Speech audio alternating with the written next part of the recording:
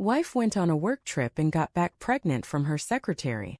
I still remember the smell of her perfume the day she came home. A soft vanilla scent I'd always loved. But that night it made me sick to my stomach. "Hey baby," Emily said, stepping through the door with that practiced smile. Her suitcase rolled behind her, her hair perfectly done. She'd been gone 2 weeks on a business trip to Chicago. 2 weeks of lonely dinners, video calls that kept cutting out, and her always saying, "Sorry babe, long meetings today." I hugged her. She stiffened just for a second, but it was enough. My gut twisted. Something was off. I tried to shake it off that night. She said she was exhausted, so she went straight to bed. But as I lay beside her, staring at the ceiling, I noticed something strange. Her phone, which she usually kept on the nightstand, was on silent and tucked deep inside her purse. For the first time in our 8-year marriage, I didn't feel peace beside her. I felt distance. The next few weeks things only got weirder. Emily started wearing looser clothes. She was constantly nauseous, emotional, distracted. I thought maybe the stress of work was getting to her. Until one morning, I walked in on her holding a positive pregnancy test. She froze. I froze. We stared at each other in silence. My heart started hammering in my chest. We've been trying for months," I whispered, stepping closer. "Is this real?" She didn't look happy. She looked terrified. "Yeah," she said softly, not meeting my eyes. "It's real." I hugged her, but her body stayed limp in my arms. I wanted to believe it was shock, but the truth was already clawing at the edges of my mind. That night, after she fell asleep, I sat alone in the living room. I scrolled through old photos of us, vacations, birthdays, lazy Sundays. Each picture felt like a lie now. Then her phone buzzed on the counter. She'd forgotten it while charging. Normally I'd never snoop. But that night something inside me broke. The message preview read, "Evan, you've been quiet since you got back. Are you sure about keeping it?" My blood ran cold. Evan was her secretary. I'd met him once, young, ambitious, always eager to impress. She'd mentioned him a few times, saying he was a good kid who helped her stay organized. My hand shook as I unlocked her phone. The passcode was the same, our anniversary. The messages went back months. "You looked amazing today. You're so much more than my boss. This can't happen again. I miss you already." Then the one that broke me completely. "I wish I could stay in your arms forever. 2 weeks isn't enough." When Emily woke up the next morning, I was sitting at the kitchen table with her phone in front of me. She froze when she saw it. "Don't lie to me," I said quietly. My voice was shaking, but I didn't yell. "Who's the father?" Tears welled up in her eyes. She opened her mouth, but no words came out. "I need you to say it," I whispered. "It was a mistake," she said finally, her voice breaking. "It happened once on the trip. I swear I didn't plan it." "Once," I snapped.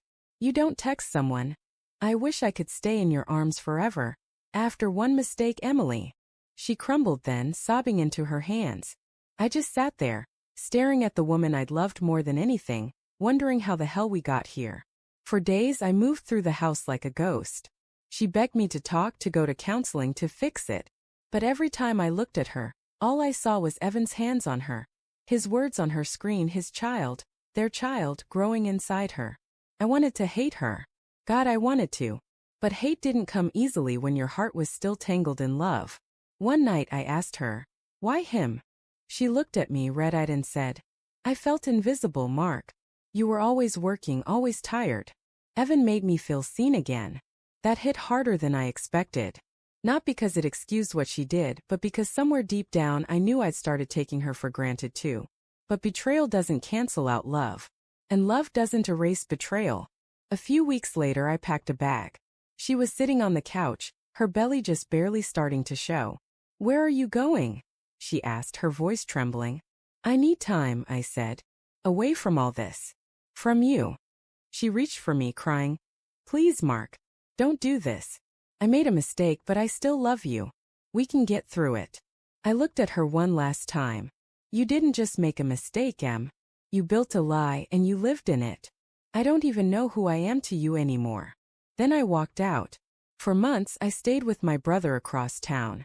I tried to rebuild my routine, my sanity, my self-respect. Emily texted sometimes, sending ultrasound photos, updates, apologies. I never replied. Then one day I got a message from her. I had the baby. It's a boy. I stared at the photo attached. She was holding a newborn, tiny, pink, peaceful. I felt an ache in my chest that words can't describe. It should have been ours. But it wasn't. A year passed before I saw her again. I ran into her at a grocery store. She looked thinner, older somehow. The baby, Evan's son, sat in the cart babbling happily. "Mark," she whispered, surprised.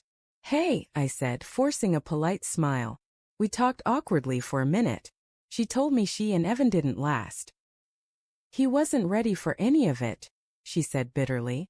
When I looked down at the child, he smiled at me. I smiled back. Innocent. Blameless. "Take care of yourself, Emily," I said quietly. "You too," she replied. "You were the best thing that ever happened to me. And I ruined it." I nodded. "Yeah, you did." Then I walked away. It's been 2 years now. I've rebuilt my life, new apartment, new job, new sense of peace. Sometimes I still think about her. About what we had, what we lost, and the version of me that believed love alone could keep betrayal away. But the truth is, betrayal doesn't just shatter trust. It reshapes who you are. Emily's gone. Her choices carved scars I'll carry forever. But scars mean you survived. And I did. In the quiet of my new home, I sometimes still smell faint traces of vanilla. Maybe it's memory, maybe it's imagination.